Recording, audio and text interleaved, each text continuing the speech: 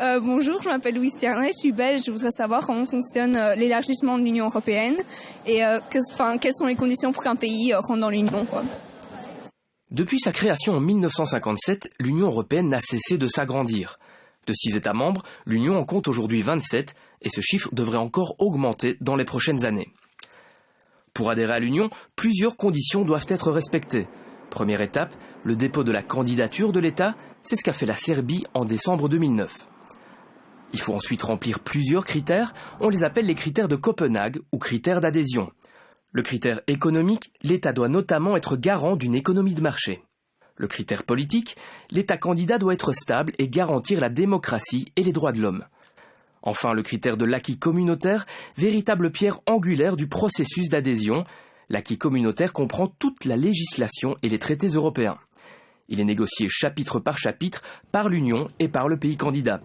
Accepter l'acquis communautaire, c'est en fait accepter l'Union telle qu'elle est aujourd'hui. C'est seulement lorsque toutes ces conditions ont été négociées qu'il y a un vote, une décision prise à l'unanimité par les États membres, un seul refus et la candidature ne peut prendre effet. C'est en 2004 que l'Union européenne a connu son élargissement le plus important. 10 nouveaux États membres sont venus grossir les rangs de l'Union. Puis en 2007, ce fut au tour de la Bulgarie et de la Roumanie. Une Europe dont le territoire a quasiment doublé en l'espace de 10 ans pose la question de sa capacité d'intégrer de nouveaux États.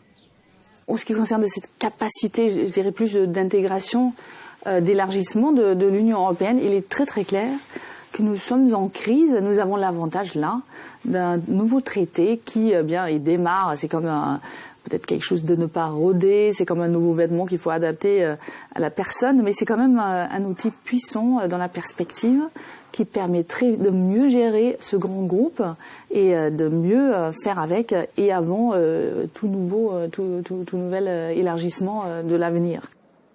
Nouveauté introduite par le traité de Lisbonne, les négociations d'adhésion ne peuvent débuter qu'après l'accord du Parlement. Après 7 années de négociations, la Croatie devrait devenir le 28e État membre en 2011 ou en 2012. L'Islande est sur la liste d'attente, tout comme l'ancienne République yougoslave de Macédoine. L'intégration de la Turquie devrait prendre beaucoup plus de temps. Ces négociations d'adhésion ont débuté en 2004.